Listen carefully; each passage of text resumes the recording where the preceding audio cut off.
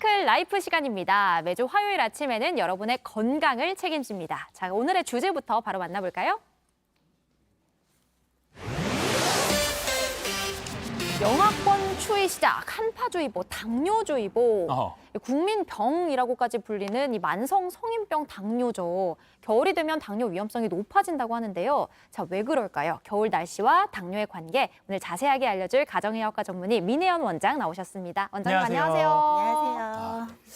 이게 사실 당뇨하면 막 엄청 많이 듣긴 하는데 여쭤볼 게 많은데 또 저는 약간 젊다고 생각해서 아직 내가 신경 써야 되나 이런 질문도 드는데 한번 키워드 준비된 것부터 한번 보겠습니다. 첫 번째 질문 보시죠. 기온이 떨어지면 당뇨병 위험은 커진다. 무슨 얘기인가요?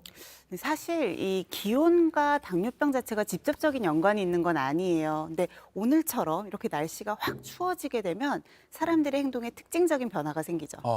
활동을 하지 않습니다. 맞아요. 이불 밖은 위험해요. 그렇죠. 그리고 걸어 다니시던 분들도 추우니까 보통 차로 이동을 하시고 활동량이 줄어들게 되고요. 겨울철은 애초에 우리 몸 자체가 좀 더 이 체온을 유지하기 위해서 살이 잘 찌는 체질로 바뀌게 돼요. 피하 지방 같은 것들을 저장해야지 온도를 뺏기지 않으니까요.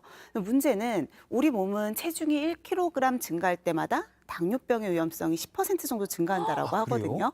이런 연구 결과도 있는 만큼 살이 찌기 쉬운 추운 계절은 당뇨도 위험하다고 볼 수 있는 거죠. 그러니까 예를 들어 뱃살 지수 뭐 이런 것도 제가 본 것 같은데 뱃살과도 그러면 관련이 있다고 보면 되나요? 네, 뱃살은 더 밀접하게 연관이 있어요. 사실 전반적인 체중도 중요하지만 뱃살이다라고 하면 복강 내에 있는 내장 지방을 이야기를 하거든요. 내장 지방 같은 경우는 우리 몸에 이제 염증 같은 것들을 좀 더 잘 유발을 하게 되고요. 그것 때문에 인슐린 저항성이라는 게 생겨요. 당뇨병이라는 것 자체가 인슐린 호르몬이 제대로 분비가 되지 않거나 또는 인슐린 호르몬이 기능을 제대로 하지 않는 인슐린 저항성이 생기면서 혈당 조절이 되지 않아서 생기는 병이거든요. 그러니까 뱃살이 많으신 분들은 인슐린 저항성이 생기면서 당뇨의 위험성이 더 높아질 수밖에 없는 거죠. 게다가 겨울이 되면 여러분들을 많이 괴롭히는 질환들이 있죠.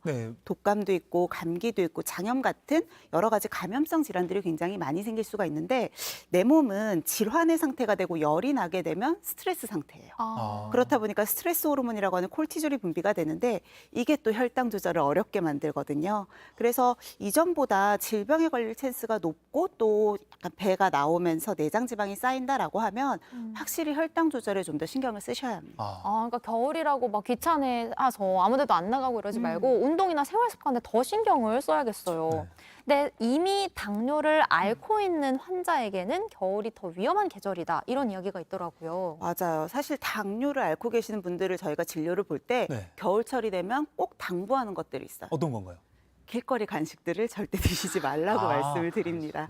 유난히 겨울철이 되면 길거리에서 파는 간식들이 많아지는데요. 붕어빵도 그렇고 호빵, 호떡 이런 것들이 굉장히 빠르게 혈당을 올리는 음식들이거든요. 근데 아무래도 그냥 걸어가기만 해도 음식 냄새들이 솔솔 나다 보니까 유혹을 떨치기가 좀 힘드시죠. 근데 이런 혈당 조절이 문제가 되지 않으면 또 뭐가 문제가 생기냐면요. 사실 당뇨 환자분들한테 뭐가 제일 걱정이 되시나요? 라고 여쭤보면 합병증이 제일 무섭다라고 이야기를 하세요. 당뇨는 혈관에 직접적인 손상을 주기 때문에 각종 혈관과 관련된 합병증들을 유발을 하거든요. 문제는 날씨가 추운 겨울이 되면 안 그래도 혈관들이 수축하고 압력을 받기가 더 쉽다라는 거죠.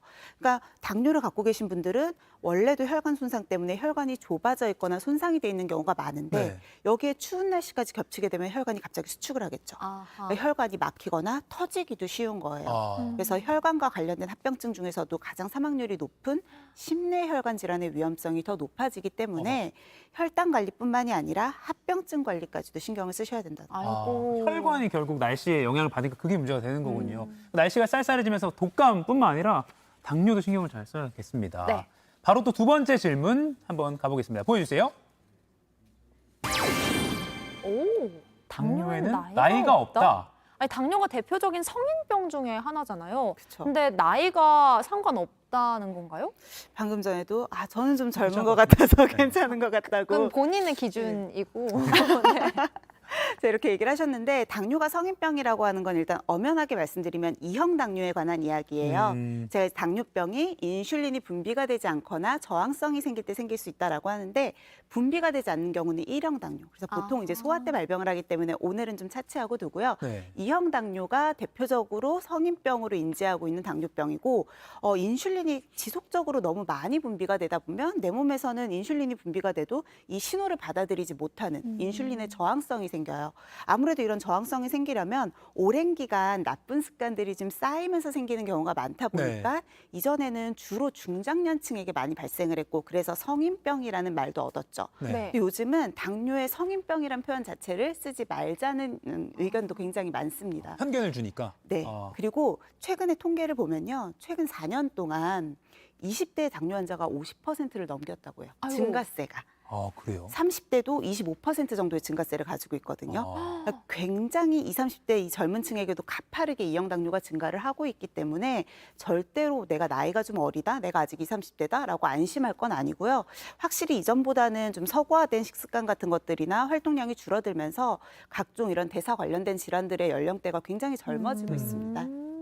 그 당뇨는 평생 질병이라고 해서 1형, 2형 구분도 말씀해 주셨는데 그러면 소아나 청년층 당뇨도 못 고치고 평생 가져갈 수밖에 없는 건가요?